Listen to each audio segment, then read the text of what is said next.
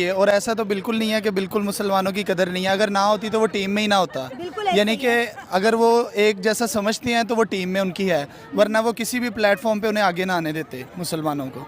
India जानता है कि किसी भी गरीब को या किसी भी निचले तबके के बंदे को उठा के सुपरस्टार कैसे बनाना है। जब वो बंदा अपनी लय में आ जाता है तो पूरी इंडस्ट्री जो है उसके इर्द गिर्द इकट्ठी हो रहती है और उसको उसके उस पीक लेवल पे ले जाते हैं और उसके बाद उसको ऐसा तैयार करते हैं कि वो अपना टैलेंट जो है वो सबके सामने पेश करता है। ठीक है, इसी तरह ही मोहम्मद शमी के साथ हुआ है। 2 साल बाहर रहने के बाद जैसे मोहम्मद शमी ने स्ट्रगल की है अपने घर में 4 तरह की पिचेस बनाकर बीच में क्रैक्स पड़वाकर, जैसे उस बंदे ने स्ट्रगल किया और जैसे उसने अपनी बॉलिंग को स्ट्रॉन्ग किया है, बिलीव मी ऐसा सदियों में सेंचुरीज में 1 या 2 बार होता है, बार बार नहीं होता। हम कहते थे हम नंबर 1 बॉलर्स हैं, हम नंबर 1 बॉलर्स हैं।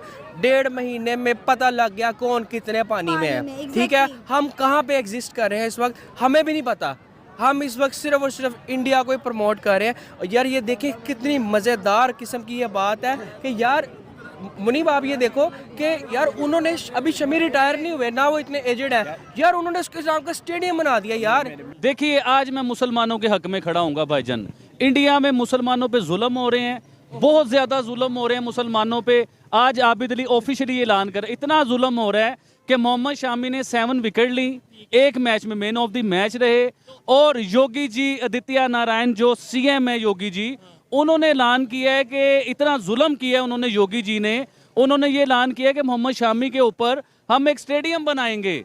तो ये कोई छोटी बात नहीं है सर। तो फिर हमारे पे इधर भी होना देखिए ना, ये जुल्म होना चाहिए था दानिश कनेरिया के साथ, ये जुल्म होना चाहिए था मोहम्मद यूसुफ के साथ, जो यूसुफ यूहाना थे उनके साथ जुल्म होना चाहिए था। देखिए आज इंडिया में मुसलमान इतने तंग हैं, इतने परेशान हैं मुसलमान कि वो क्रिकेट भी खेलते हैं, बड़े बड़े स्पोर्ट्स में स्टार भी हैं, 7 विकेट भी लेते हैं, मैन ऑफ द मैच भी लेते हैं, और उनके नाम पे उनके शहर के जो बड़े सीएम हैं वो ऐलान करते हैं कि उनके नाम से हम स्टेडियम बनाएंगे। ऐसा जुल्म हो रहा है इंडिया में मुसलमानों के ऊपर। उनके वहाँ पे किसी ने अगर टेक्नोलॉजी में वर्क किया, चाहे वो मुस्लिम है, ठीक है, उन्होंने वर्क किया, उन्हें प्रेसिडेंट बना दिया।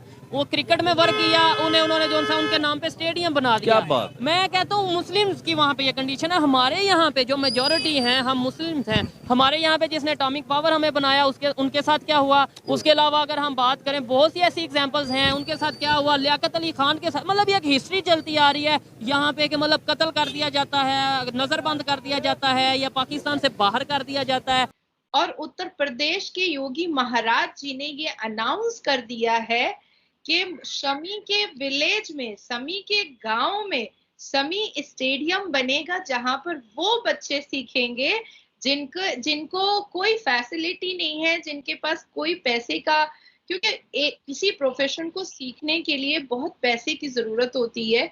तो वहां पर फ्री ऑफ कॉस्ट में उन बच्चों को सिखाया जाएगा जो क्रिकेट में बहुत दिलचस्पी रखते हैं बट बिकॉज ऑफ पैसा नहीं कर पाते हैं। तो ये शमी स्टेडियम में उन बच्चों को ट्रेनिंग दी जाएगी और बड़े बड़े प्लेयर जाकर के ट्रेनिंग देंगे।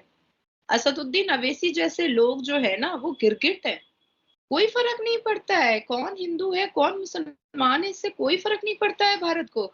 भारत में ये जो 9 साल में नरेंद्र दामोदर दास मोदी जी की जो सरकार आई है ना, उसमें सिर्फ ये देखा जाता है कि आपकी काबिलियत क्या है, और अगर वाकई में आप काबिल हैं तो आपको हम यहाँ बिठाएंगे, यहाँ पलकों पे बिठाएंगे, यहाँ सिर पे बिठाएंगे, लेकिन आपको काबिल होना पड़ेगा।